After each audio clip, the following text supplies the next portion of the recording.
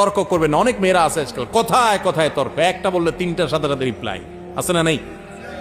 কথা মাটিতে পড়তে দেরি, জবাব দিতে দেরি নাই। মা বোনরা স্বামীদের সাথে দুর্ব্যবহার করবেন না, তারা আপনাদের অভিভাবক, আল্লাহ দায়িত্বশীল করেছেন। আপনার বুঝে না আসলো একটু সবর করেন, সহনশীল হন, শ্রদ্ধা করতে শিখেন। অনেক বোন আছেন আমার, ৫ ওয়াক্ত নামাজ পড়েন, মাশাআল্লাহ বোরকাও পড়েন, হাত মোজা পা মোজা মেনটেন করেন, কোরআন তেলাওয়াতও করেন, মাশাআল্লাহ কোনো আমলের কমতি নেই, কিন্তু স্বামীটাকে মানুষ মনে করে না। আছে না নাই? এই আল্লাহর বান্দি কখনো আল্লাহর কাছে প্রিয় পাত্রী হতে পারবে?